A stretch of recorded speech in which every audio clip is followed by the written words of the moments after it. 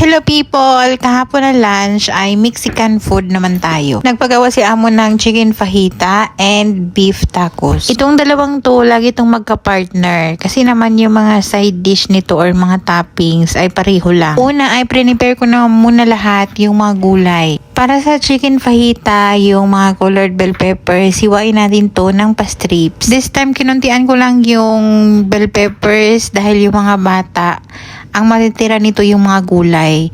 Naglagay pala ako dyan ng white onion. Pero pwede naman sa toppings na lang kayong mag white onion. Pero ako mas mabango kasi pag meron. Bahala na silang mamili kung kakain nila yung white onion o sinunod hindi. Ko na agad yung mga toppings. Yung mga fresh veggies na pang toppings. So naghiwa tayo ng lettuce, small cut onion, small cut tomatoes, may cheddar, dalawang lettuce pala yan para mas marami, yung ano natin, and sour cream. Natin, parang wala pang kamuang-muang. Doon? Wala pa tong kamalay-malay sa mundo, kinuha na, kawawa naman to. Napakla yan eh. Diba? Kasali pa to sa mga inusinting Uy. Hindi na alam ang magulang na ng avocado. Basta may mapitas lang. Parang feeling ko walang kaya yung nabili din ni ate, ganito din kaliit, di ba? Parang ganito yung mga avocado sa market ngayon.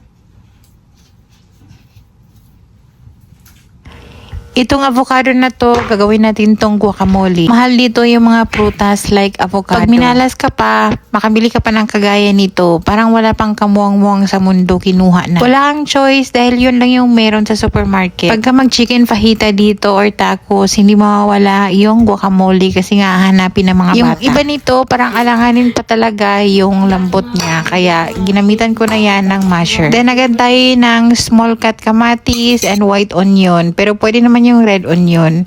Bakit nga ba red? Na purple naman yung kulay ng onion. Hindi naman talaga red.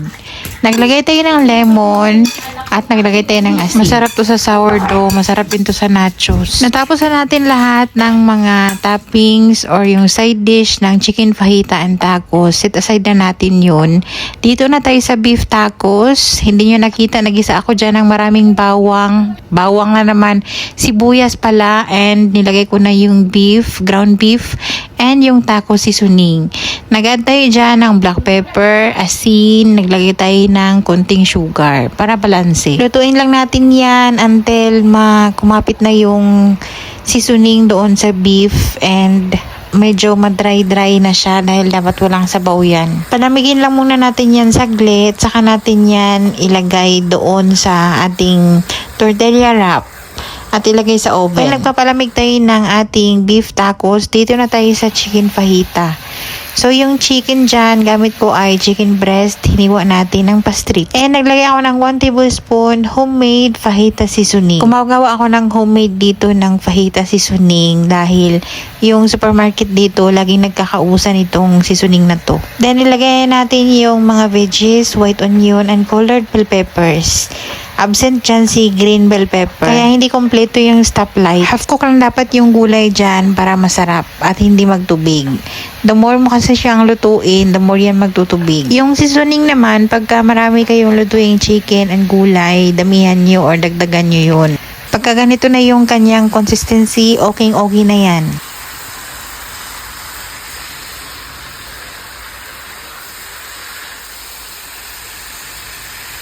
Balik na tayo dito sa ating beef tacos. Ilagay na natin yung filling dito sa tortilla wrap. Tapos yung beef lang yung nilagay ko dyan and naglagay tayo ng mozzarella cheese. Ilalagay natin yan sa oven para medyo mag-brown kundi yung ating tortilla wrap sa bottom and mag-melt yung cheese.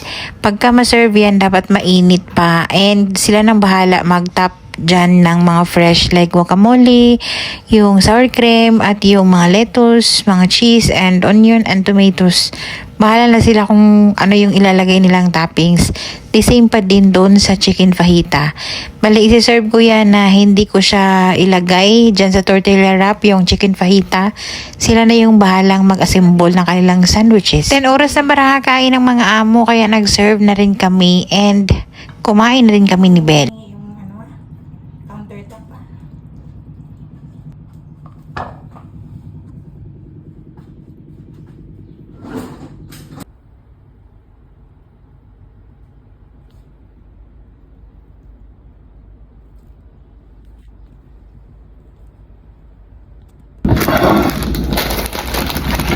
Kain tayo! Parang pa-cute ng pa-cute yung ano nila. Fresh cream.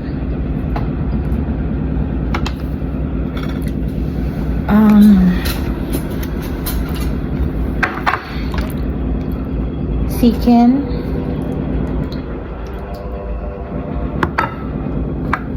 Andiyan ba si ate? Hindi ko narinig si ate. Diyan ata. Ha? Andiyan? Diyan ata. Guacamole. Kunti-kunti lang dahil cute yung ating wrapper. Cheese. Ayaw ko na maglagay ng lettuce. Ay, kamatis. Okay na to, marami na. Sriracha. Bakit you are so watery?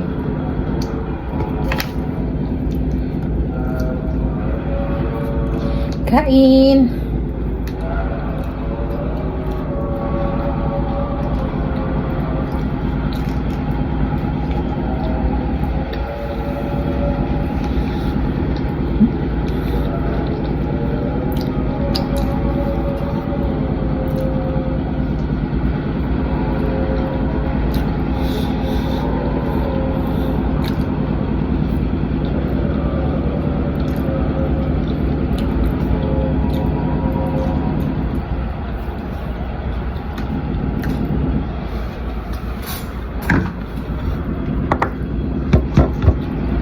Nga kayo sa mga hanggang.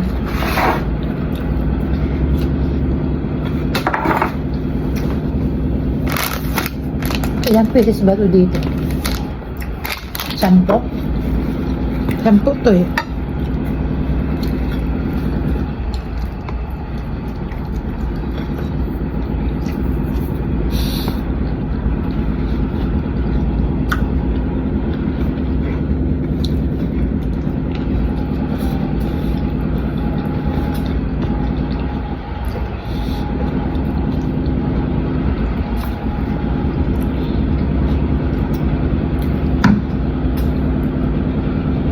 Oopsie.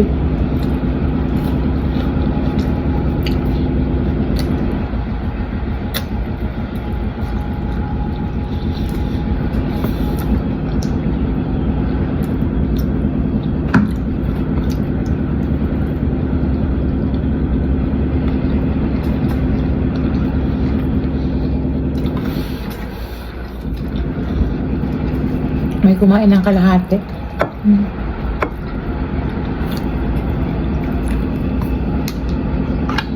Lalagyan natin ng sour cream, and guacamole.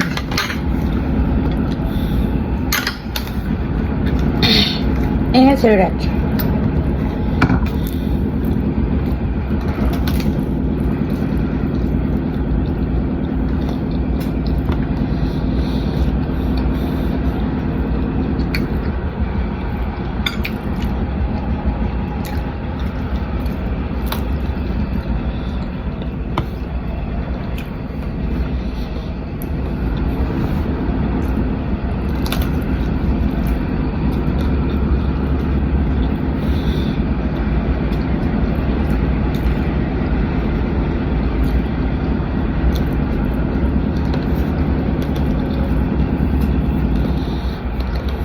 Parang kami may gira, no?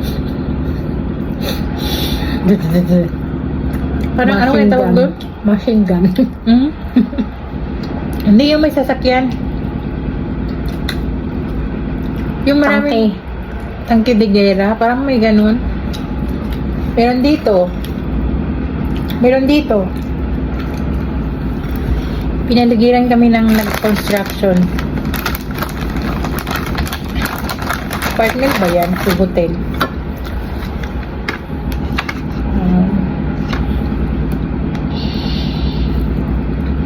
Sarap din yung tacos. Nalilito na ako kung ano yung next. What is the next?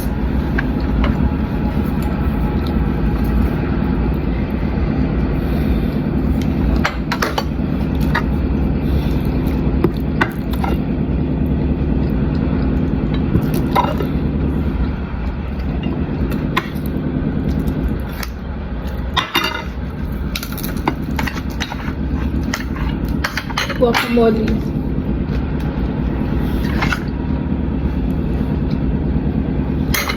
And cheese. Skip tayo sa tomatoes and marami nang lagay.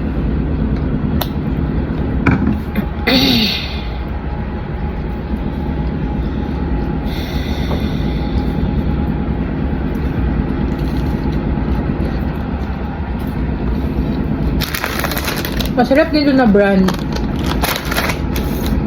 Malambot na malinamnam.